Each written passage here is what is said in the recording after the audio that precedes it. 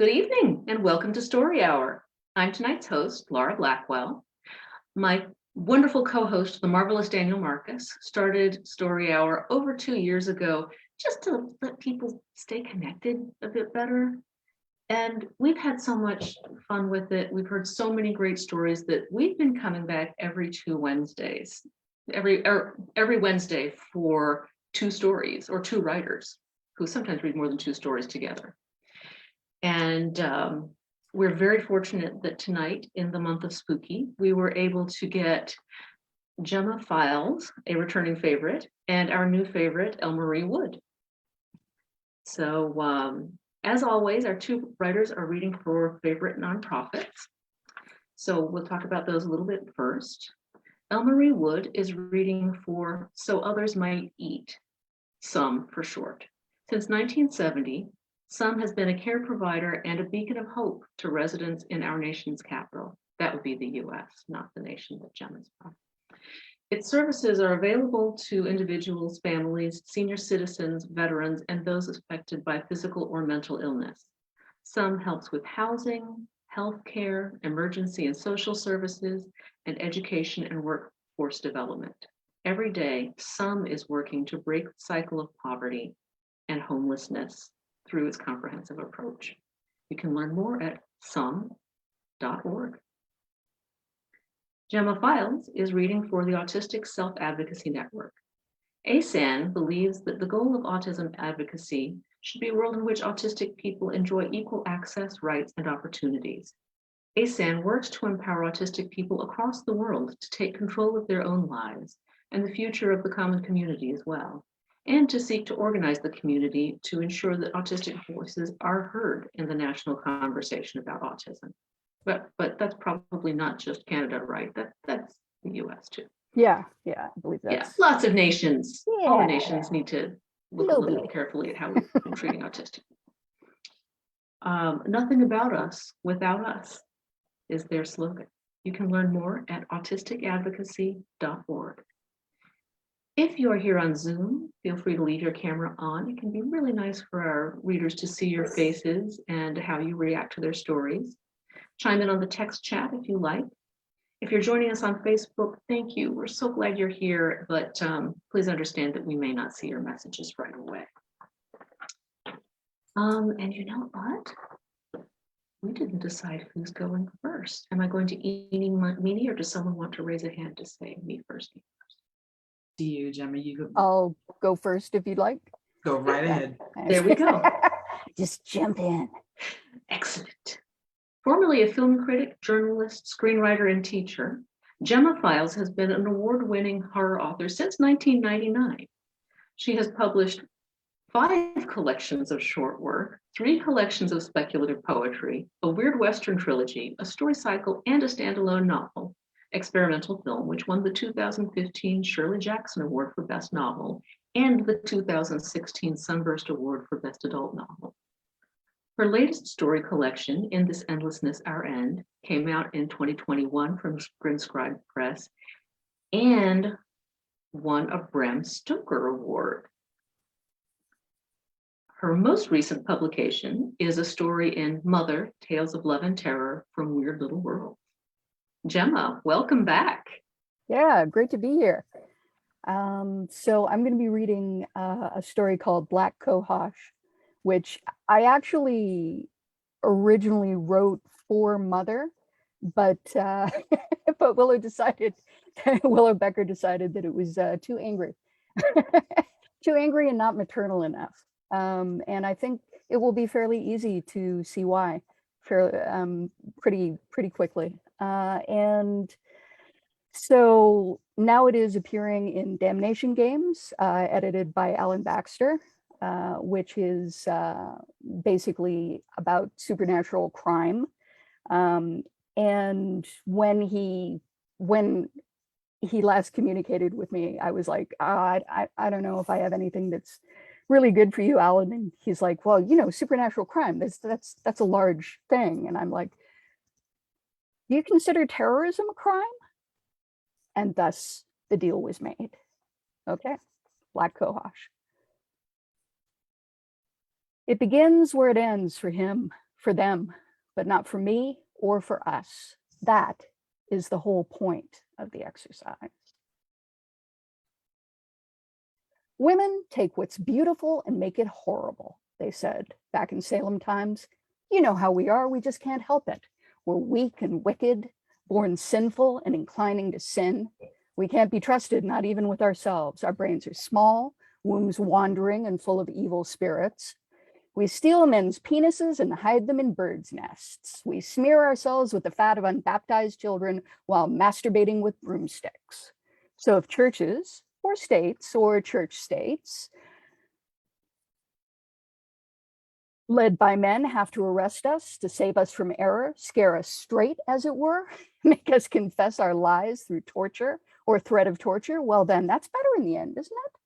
Better than hanging by far, better a dog than a bitch, better to marry than burn. Yes, and yet they expect us to believe they don't hate us, that they never really did, that everything they do to us is for us, for our own good. It's enough to make you scream and keep on screaming forever. As I approach the border at speed, I am burning, black cohosh in my veins, at least metaphorically, bugbane, snake root, invisible letters printing my skin, like scars turned inside out, poison etched. I ride a dizzying path of visual effects, lungs so heavy I can barely pant as the sun stares down twinned while shadows loop and spit, snarling like yarn around me, and the pain of what I carry inside makes me want to puke. But I laugh instead, out loud and long, shocked by how much the sound of it frightens me, then hear it echoed back to me in the car's roar, ragged harsh as some carrion bird's cry, shaking the ground below.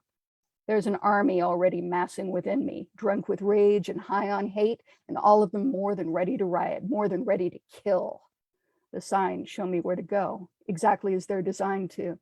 So soon enough, I find myself slowing to join one of the lines where they wind through a shiny forest of steel-slicked holding cages with low-level electric halos, immigrant criminals on the one side, citizen criminals on the other. I can't stop to sympathize, though, even if I was still capable of it. Simply travel on, scanning the crowds inside, looking for my chosen people, and here at last I spot them, all massed together, two cages set facing each other for maximum psychological cruelty, smugglers versus kidnappers, those caught traveling with extra cargo, the pregnant ones. They don't sort out the unviable, not here, though that'll wait until the camps, which means the sizzling threads of pain I glimpse snaking their way through the huddled forms who clump away from the bars, hugging themselves or each other, could easily come from someone already miscarrying, someone fever bright with internal decay, someone whose ectopic malignancy could never survive her death, but still manages to produce a bare shadow of cardiac action, could come from some 10, 11, or 12-year-old, just trying her best to breathe away incipient panic, well aware that when her burden comes to term, the result might rip more than just her perineum apart, or a woman 5 times her age, whose geriatric system somehow beat the odds in a way she might have thought miraculous under other circumstances, or from someone whose truth doesn't match their biology. Not even now they've been trapped into performing said biology's supposedly most natural function. The thing I carry inside me is equally improbable, crude and dreadful in its flailing grotesquerie, a boiling tornado-sized freak of supernature. It took 13 of us to put it together, let alone inflict it upon ourselves, 13 witches, sworn to revenge ourselves or die, scattered in 13 different directions, 13 magical suicide bombers whose black intentions gripe us like gut acid, scouring away all our empathic impulses, our much lauded softer parts, our misguided capacity for mercy, removing our regrets in the service of a path that turns everything from this point on to nothing but grief and bile and awfulness. Working like this takes blood too, like everything else, like all magic. Rebalance through sacrifice, blood for blood for blood for blood for blood. It's only fair in that it's not at fucking all. Yet I've never in all my life anticipated giving blood over anything else with quite such a fierce and savage joy. 3 guards at my checkpoint, 2 male presenting, 1 female. I'm not surprised. Uniforms really do change everything, don't they? Powerless to powerful in one small step. And all it takes is a willingness to be stamping the boot for once instead of being the face it grinds down on. They ask me where I'm going and why. Across to visit friends. They ask me if I have anything to declare. No, officers. They ask me if I'm sure. Why wouldn't I be? And here they exchange glances, all three of them. Too smug, one kept carefully blank, only guilty by association, or so she thinks. Come with me, ma'am, one of the men tells me, as the other one fails to hide a grin, pulling out the blood test kit. We all know the story, how it happened slowly, almost imperceptibly, until it didn't, until all at once, it was already too late. I remember straight cishet men complaining how hard it was to get women to date them, let alone fuck them, and wondering why. Conversations with my straight and bi female friends about how everything was taken as an invitation, a secret signal. Talking to a man means you want sex. Dinner means you want sex. Stopping on the street when someone yells at you means you want sex. Meeting someone's glance means you want sex. That constant, frantic, baboonish obsession with their own genitals, every prospective patriarch seems to share from adolescence on, almost to the moment of death. There's a reason we used to call it acting like a dick before they made that illegal. Women won't engage with us, they thought, so we'll force them to. We'll pass laws saying they have to be married to access what few rights we leave available for them, then make them have kids with us in order to buy the rest back. And they'll stay with us because they love those kids, because it's genetically encoded into them to love them, because no one can ever physically be a mother without automatically feeling motherly. Sure, the same way all cancer patients can't help loving their disease or anything else life-threatening they might want, need, removed from their bodies in order to survive. Fetishize our tumors by giving them a soft skull and a nice smell, love-drunk eyes, little latching mouths to siphon off the discomfort. Call it Cronenberg's law and leave it at that. At some point, it was decided to replace all adult women unwilling to be involved with this process with children who have no choice but to accept it. Tiny blank slates dependent on the same injustices that created them, ripe for brainwashing. And if childbirth doesn't kill us the first time, they'll just force us to keep on having children until it does. Force generation after generation of children to be born motherless, instruments of their own half-orphaning, splashed out into the burning garbage heap of this dying world on a tide of pregnant people's blood. I can take this, we told ourselves over and over. I can take this if I have to. The same way we did about every other fucking thing. But we can't, and we don't. Not anymore. On the one hand, sacrifice isn't sacrifice when there's no other choice, self or otherwise. It's murder. But you know what? I'm good with it at this point. We're good with it. When the border guard sees my blood test's result, he turns it towards me so I can see it too. Leans close and murmurs, obviously lying. I could help you, you know. Oh, could you, officer? He was somebody's baby once, I think. He had a mother who loved him, who he loved. And then his father taught him he was more important than her, and she said nothing to contradict him. But he wasn't, officer, and neither are you. You just don't know it yet. You will, though. For me, the plan went like this. Get pregnant, reach a border, try to cross, find a guard willing to usher me across in return for favors. I knew it wouldn't be difficult, especially if I offered him unprotected sex. I mean, I was pregnant already, right? Soiled and soul dirty, core ruined, illegal on every level, just like they like it. Predators like whoever this particular predator would turn out to be, this fellow victim of the system, so bought in, he truly believed that he wasn't a victim at all, that he never had been and never would be. Outside, there's no way the female doesn't know what's happening too, but she won't say anything or interfere. Not with the other one looking at her and sniggering like it's all a big joke while waiting for his own turn later on. How many times do they do this in a day? Usually impossible to say. Well, never mind. No need to go over the details aside from the fact that I don't shut my eyes or bother to pretend I don't enjoy it. Just meet his gaze full on, nurture my scant pleasure, my own scant pleasure, like a lit fuse, a tiny spark. He'll never notice, probably grunting and sweating away above me, greedily chewing my breasts like something born with teeth, or not like one, not really. They'll see soon enough, all three of them and more. And you wittering idiot GD, I refuse to believe in even now, but I hate them all so savagely. All the men and women who ever cooperated in putting this roundabout of stupid, brutal zealotry in place for making me hate anyone this much, any real and actual other human being that I'm willing to do what I'm about to, for making me so happy to anticipate his suffering once the spell I carry inside me is unleashed. But I made my decision miles back, years back. I suck it up. I nurture it. I turn it inside out, excoriating myself. As much as anyone else involved, I ride a cyclone of rage and desire, bucking and snapping and snarling as I chase my own climax, knowing full well that it's he. How it's the final ingredient that will turn my child, however potential, into my weapon, my black miracle, my blood magic atom bomb.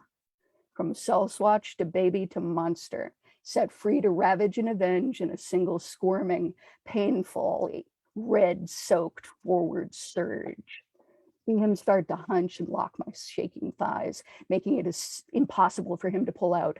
The process starts here with his ejaculation, my orgasm, a flash paper split second of bodily joy before he feels something turn irretrievably wrong, too tight, too hot.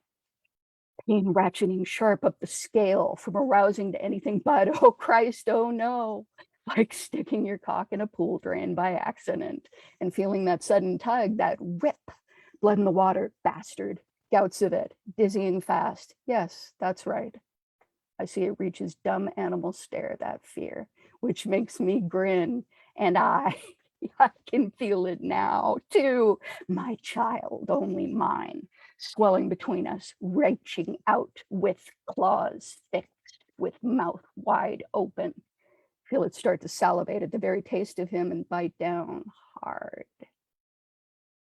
Things happen fast from then on, exactly the way they need to. My child tears through my would-be rapist from the bottom up, starting with his dick.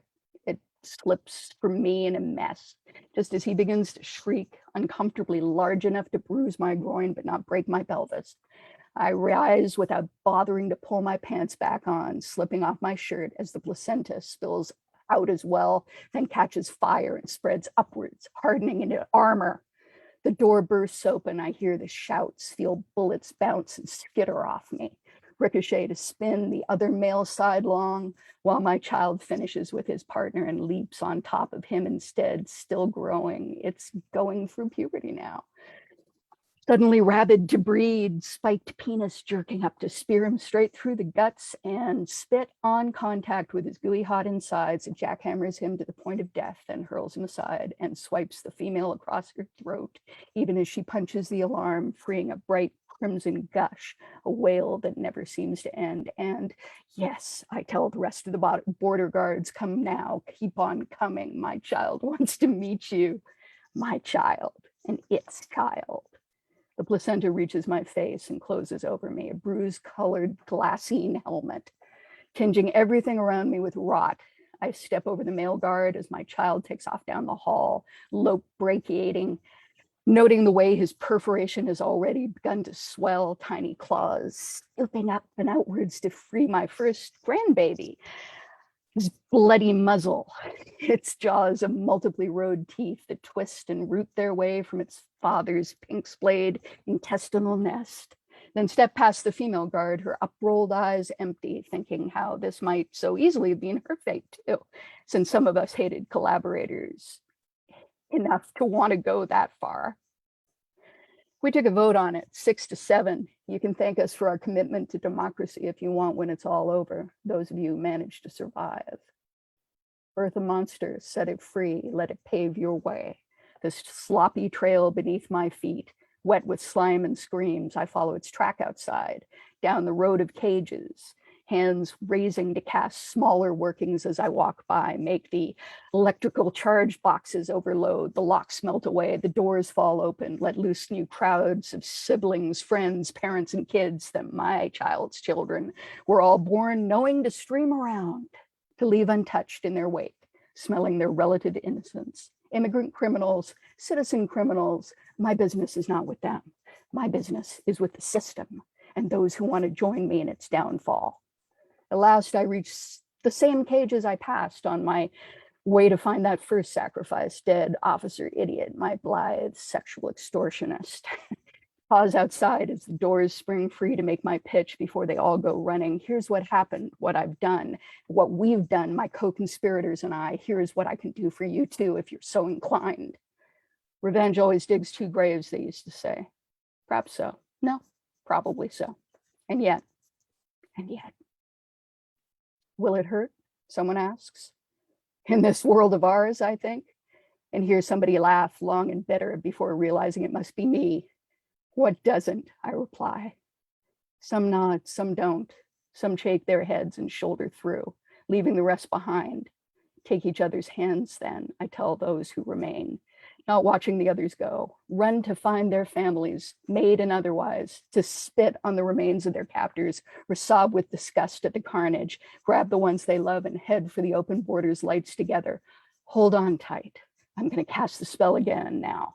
Pass it on to all of you to do whatever you want with it. And then I'll be done. At least. At least. Because blood's what it takes, I say. And I still have some left to give, thankfully. So here's the deal. You can have it all, so long as you promise to use it. They think a minute longer than I did my first time. And then, I do, someone says quietly. I do too, says another. I do. Echoing through the group, rippling outwards. I feel my eyes sting. I've never been so proud. Black cohosh in my veins, at least metaphorically. Hatred's poison, anger's bite. All the pain I've ever felt or ever will. A hunger for justice, I trust, to never die, not even if it kills me. I breathe out one final time, transmit it to them like a virus. It's lettering inscribed on all their flesh at once, scarred upside down, that rush of nausea, tight chest and doubled vision, colors exploding outwards on every side, a toxic tropical frog skin bloom, and everyone doubles up, screaming, shaking. Everyone gives birth together, rips wide in a splash of blood, heals perfectly in the trauma's wake. The babies burst like bombs, bloat like leeches, claw the dirt, mouths slavering. The electricity only makes them bigger. No bars can keep them in or out. I fall backwards, already cold and stiffening. Peer upwards and search the sky for stars, even as my sight starts to fade. Soon we're alone. I can hear women crying around me, women, people, mothers. I understand, though I can't help but feel impatient. You would have had to trade your children for freedom eventually, I tell them. I know, one replies again, barely able to whisper. And yes, I know as well, I want to snap, but I don't. But don't. I mean, what would be the point exactly? We've always known. Other children are coming now, for the ones who have them. Half siblings running with arms out, calling. Please, they say, come with us, please. Don't make us live without you. Go. I try to tell them, or try to. I can't tell anymore. There's only so much time, so go. Find a new country, one that isn't this one. Just go. Go. And don't look back. The end.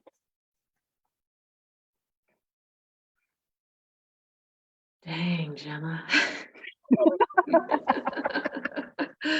Yeah, so yeah, I was a little angry. A little too angry. Wow. Wow. Very powerful. That's actually the first time I've read that out loud, so thank you. It felt like you were channeling it. Mm. Like it was just coming straight out. Oh yeah. That was amazing. Really. Yeah. So many things I could say about that. And I was just happy I was able to write it and it came out fairly quickly, so to speak. Yeah, you know. Rage blossoms bloom fast, I think, in general. True that. Yeah. But wow. Thank you. No problem. We always stop for a breath between our two readers. We might need two. I need a breath. I think I was holding my breath. I don't know. Yeah, so you need to Really breathe good. now, right? You're up next. You're going to be reading to us next. Yeah, that was wow. There was just so much imagery in that. Wow. Yes. Yes. Oh my I'm God. glad. Thank you. And our next reader tonight is Elmarie Wood. Elmarie Wood is an award-winning dark fiction author, screenwriter, and poet with novels in the psychological horror, mystery, and dark romance genres. She won the Golden Stake Award for her novel, The Promise Keeper. She is a Miko Award nominated screenwriter and has won Best Horror, Best Action, Best Afrofuturism / horror / sci-fi, and Best Short Screenplay Awards in both national and international film festivals. Wood's short fiction has been published in groundbreaking works, including the Bram Stoker Award finalist anthology, Sycorax's Daughters, and Slay, Stories of the Vampire Noir. Wood is the founder of the Speculative Fiction Academy, an English and creative writing professor, and a horror scholar. Learn more about Elmarie Wood at elmariewood.com. Elmarie, welcome. Thank you very much. I'm so happy to be here. We are so excited that you are here. Yeah, tonight I'm going to be reading a story that I wrote some time ago. It was out in the world years ago. It's going to come back out in a few years. There's going to be a collection that sort of puts together my first three short story collections. I mean, how many times can I say the word collection in one sentence? It feels like right now, but the first three, the first three will be collected, and this one will show up in there, and it'll be a couple years from now. I think 2024 is what we're shooting for, but it is one of my favorites from that time period. So I hope you guys enjoy it as well. It is called Congratulations on Your Wedding. Shall I start? Okay, here we go. It's not that I still carry a torch for her. At least I don't think I do. Not really, anyway. We broke up 5 years ago, for God's sakes. That should be long enough to get over a person and move on, wouldn't you think? We remained friends and even got together every once in a while for lunch since our offices were so close. That's all they were, though. Lunches between two friends who just so happened to be ex-lovers. Lovers who had explored each other's bodies and souls more closely than they ever had explored anyone else's. Lovers who, if they had made it work, would have grown old together, sitting on the front stoop of their house, laughing and joking about their younger days. Being friends had been hard at first, but we worked it out, hadn't we? At first, I would cross the street when I saw her coming, getting myself out of view before she even knew I was there. The breakup was still raw for me, even after 3 months. But it's not easy when the love of your life says she needs to move on, says she doesn't think you're right for her. It took me a while, longer than I wanted to admit, but I got over it. I got over her. And now we're just friends, right? Seeing her walk down the steps and into the parlor towards the man she had chosen to spend the rest of her life with made me question myself. It wasn't me she was walking toward. It was Cliff. Cliff was a nice enough guy, I guess. Yeah, good job. No discernible vices except Jasmine. She seemed to be the only thing he needed, the only thing he couldn't do without. God help him, I knew the feeling. The wedding was in one of those bed and breakfasts that Jasmine always wanted to stay in. The ones I said were nothing more than old houses with a fresh coat of paint thrown on the walls. Standing there in Ridgefield House, I still thought I was right, but a little short-sighted. The house was a 100-year-old brick colonial with an elaborate fan light and a decorative pediment with Ridgefield House engraved in Old English lettering to greet you as you walked up the stairs to the door. The molding for the windows was painted white, and shingles of the same color were mounted on either side of the windows on the second floor. The hallways were narrow, the walls bordered by decorative molding. The wood floor blended nicely with the high chair rail in the parlor. A modest chandelier hung from the ceiling in the parlor, and candelabras sat on the mantel. Oil paintings of cherubs adorned the walls, and crystal figurines cluttered an antique curio. Period furniture done in cherry wood and maroon fabric ringed the room, adding to the aura of the place. The bed and breakfast was old, but it was elegant. I guess Jasmine got her way after all. The wedding was small. Her mother and father, Cliff's parents, and maybe 30 of their friends. I didn't expect to be among their number, but here I am. I felt out of place, like I had jilted bow tattooed on my forehead in big red letters. But Jasmine was radiant.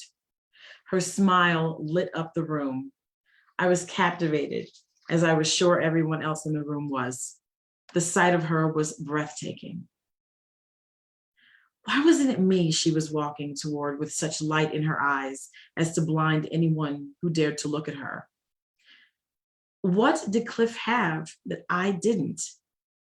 The answer to those questions came far too easily, and I pushed them away before they could form fully. It wasn't me that Jasmine was marrying. It was Cliff, and that was the bottom line. To hell with the reasons why. The service was your usual variety. Anyone here object? Yeah, me. Recite these vows. You may now kiss the bride, etc. Afterward, I went to the bar and got a glass of red wine, hoping it would help me relax. I barely noticed when the bartender handed me the cork to examine from the new bottle of Côte Rôtie La Turque. Hopefully I'm saying that properly. Jasmine's dad was rolling in it. I wasn't surprised that he'd shell out $375 per bottle for the wedding. Only the best for his little girl. I mellowed with my second glass. It's easier to take all the laughing and smiling and happy feelings people emitted for the bride and groom when you've got a little buzz going. Finally, the moment of truth. It was my turn up to bat. I had to go and congratulate the lucky couple. I leaned over to kiss Jasmine on the cheek, taking in her scent as I did. I hope no one noticed. You look beautiful, I said, trying my best to keep my face jovial. What I really wanted to do was kiss her deeply, tell her I love her and whisk her away, but I smiled instead and repeated, really beautiful. Thanks, Steve, she said, still beaming. I'm so glad you could make it. So am I, Cliff chimed in, not to be ignored. It means a lot that you're here.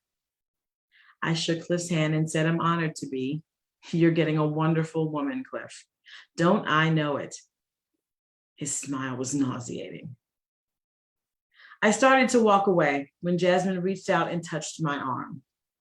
Steve, hang on a sec. I want to talk with you. She cast a glance over her shoulder at her new husband, and he nodded and left us alone. Within seconds, he was mingling with the other guests. It was just me and her. Man, she's such a looker.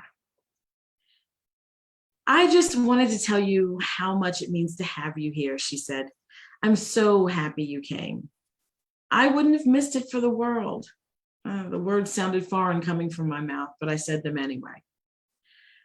I am happy, Steve. Cliff is a wonderful man. I nodded. What could I say to that? Yeah, he was wonderful, and I knew it. Steve, Jasmine said, stepping closer to me and talking in a hushed, conspiratorial tone. I couldn't focus on her words at first. I was too caught up to think of anything else. She was beautiful. Her breasts were beautiful in the dress. I remember holding them in my hands, caressing them ever so lightly. They were so delicate and soft. I wished I could see them one more time. If only she'd step closer and I could see more. Okay, I really would appreciate it. What? I stumbled. I didn't quite catch that. Can you go in there and check on the caterers? I wouldn't ask, but since you did that catering gig way back when, she chuckled, looking nervous somehow. Cliff's mother chose them, and well, I don't think they're doing the right things. The dip tasted bitter to me. My God, if they can't get the easy stuff right, just imagine how they might mess up the rest of the meal. I looked at her eyes while she spoke. So beautiful, even now. Anyway, so I was wondering if you would go in there and see what they're doing. If something's off, just let me know, okay? How could I say no to her? This was the most important day of her life. The fairy tale that was coming true to the letter up to this point. I couldn't let her down. I couldn't be the one she walked down the aisle with, but I could at least do this for her as a friend. As a friend. Sure, no problem. The smile she gave me made my heart jump. I missed her so badly it hurt. Jasmine walked me toward the kitchen and then casually slipped away, mingling with the crowd. I looked at her once more before I went inside, but she didn't look back. She was too busy laughing with a girlfriend of hers from college, Amy. Amy never liked me, and the feeling was mutual. The catering staff was working furiously, cutting, shaving, trimming, stacking, dousing. One woman cut the ends off the bread, another placed kale on a large round plate for garnish. The room smelled of tomato sauce and grilled shrimp. I noticed immediately that everyone looked incredibly gaunt, dark circles under their eyes, cheekbones poking sharply against their sallow skin. Thin, emaciated almost, like skeletons covered with the thinnest layer of skin. That the finger food, which would normally be prepped and brought over ready, was just being worked on, hardly registered. Hey, guys, I said, feeling a little off kilter. What's for dinner? I tried to ham it up, patting one of the ladies close to me on the back and leaning over to get a better look at things. Jambalaya, the guy standing over the pot on the stove said. His voice was gravelly and without inflection. It seemed to drone in my ears like an insistent bass drum. I walked over to the cook, stirring the pot of jambalaya. I scanned the immediate area on and around the stove, but didn't see the rice that should be added to the dish. I saw a woman who was dicing something that resembled a cow's tongue. Celery was lined up on the cutting board waiting to be knifed. Someone that I didn't see banged a metal rod into an oyster shell, shucking it. Did you throw anything good into that jambalaya? Some mystery meat? I joked awkwardly as I peered into the pot. I laughed, trying to draw a smile from the stoic, anorexic cook whose brown skin looked as though it had been roasted over the fire and made tough. A lot of things in this pot make this dish good, he said in a rich baritone that made my teeth rattle. Like what? I can smell the shrimp. What else? Chicken? Ham? That's all standard stuff. What's your special ingredient? I was talking too fast. I knew that. I couldn't help it. Brains. I had been ready to laugh at whatever he said in an attempt to egg him on, keep him talking so I could see what was in the pot. It wasn't until I felt the cool wind on my neck, the one that had been whipped up by the arm that swung the rip hammer into my head. Yeah, the blow that crushed my skull and made blood drip from my eyes, that I realized what he had said. And by then, it was too late. The cook's assistant hit me once more, opening a sizable hole in my skull and exposing my brain to the open air. He used the forked end of the hammer to pry my skull away, breaking off bone and chips to get easier access to the soft meat of my brain. My body convulsed as my head was held over the pot, my hand falling onto one of the burners and filling the air with the smell of burning flesh. But that didn't matter, not anymore. All I wanted to do was shut my eyes. Before I did, I caught one last glimpse of the cook's face, alight with excitement now, sporting a rotten tooth smile that spread from ear to ear as he held my bleeding head over the pot of jambalaya for Jasmine to see. And that's it. Oh my God.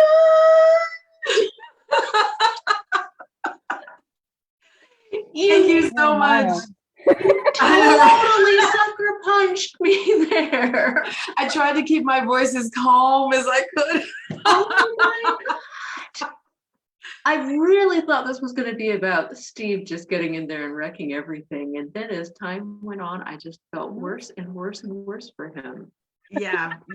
Poor Steve. What's funny about this story? Well, I shouldn't say funny, but I had planned to bring this to the stage, right? And I still would love to do that. But just before, the unpleasantness that we've all experienced in the world, I had a group of students that were running through the first reading of my very first stage play. And it was sort of a stage play with 3 different short stories that were created to be performed on stage. And we had rented out a theater, and it was going to be this little grassroots thing we were doing in this little local, artsy town that we have close by. And we had the run through, and what's beautiful is I have the recordings because half of those kids have gone off to college now, and so we had a nice little community theater here at the time, and we, I was active in it, and we had a bunch of people come over from there. And this story was the one that kept making people go, wait a minute. I wasn't ready. Wait, what? Yeah, that is quite a reversal. Sometimes I like to, switch things up. I knew that, and I was like, let me just read this. I have to be as calm as I can while I'm reading this. And, if Steve had done something horrible to the food, it still could have worked just fine as a story. Yeah, no, Steve was a very important guest. I just want to, he's very, very important to the story. He had to be there. Poor Steve.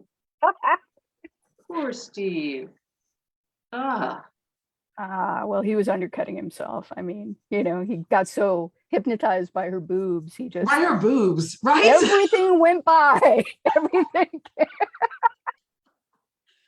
True. It's funny because you pass by those stores that sell the wedding dresses and everything, and some of them are so incredibly low cut. Yeah. That I was in there because I was in a wedding and I'm watching people try on these dresses, and I'm like, everything is so revealing. And I'm like, that's right. I'm going to use that. There was the Miss Manners column, Judith Martin. At one point, she said something about how excited she was to see the old-fashioned undergarments that you would wear under a wedding dress in a window, thinking how amazing that they're wearing, the same corsetry and hoops and stuff. And her friend said, no, that is the wedding dress. Oh, gosh. Oh, my goodness. Yes. That reminds me of there used to be a wedding store, a wedding dress store in the part of Toronto where I grew up most primarily. And for a long time, they had this one particular dress in the middle of the front window that we called the Mafia bride gown, because it was literally made of denim and spangles, and also very low cut. But yeah, Wow. it's like denim encrusted with spangles. And I was just like, right? My beautiful daughter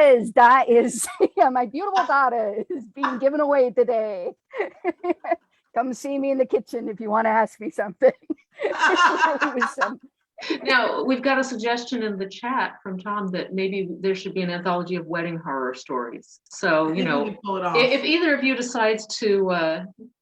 decides to edit that, just want to write something for it, I think it's something that should happen. Till death. Very nice. Yeah, absolutely. And after. Nice. Oh, gosh. My goodness. 2 wonderful stories tonight. Thank you both so much. And we usually just cut off right after the stories, but Those were so intense. I was glad to have a little chuckle afterwards. Definitely, right? Yeah. Yeah, absolutely. This was a lot of fun as always. Same. Thank you so much. Thank Well, you. we hope that you will both come back again and again and again. Love it. I Anytime. love it. Anytime. The bride wore black, the bride wore blood. I mean, these are Yeah, story that's titles. We good. could use those. Yeah. Yeah. The bride wore blood as always. Mhm.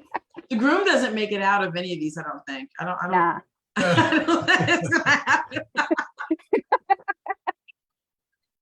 Unless it's two grooms. Right, yeah. And so That's one the of only them doesn't chance, make I it out. think. Groom's cake, though, that's the one everyone always wants because it's chocolate. That's true. Mm.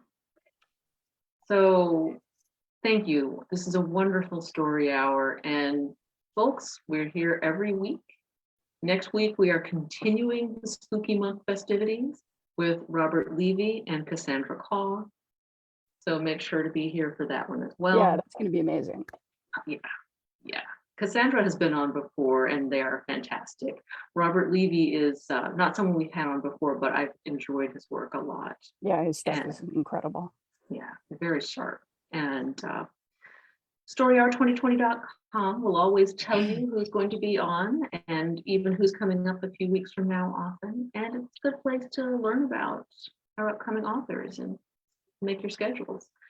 Now, if you should find yourself unable to actually be here when Story Hour is live, which happens for everyone who isn't in one of 3 or 4 specific time zones, then you can always watch later on the Story Hour Day on Facebook, Story Hour page on Facebook. You can watch all of the old ones you've missed. You can watch this one as many times as your body can handle. And it's there for you. So, Elle-Marie, Gemma, thank you so much for sharing your stories with us tonight. Thank you very much. Thank you for having me. Yeah.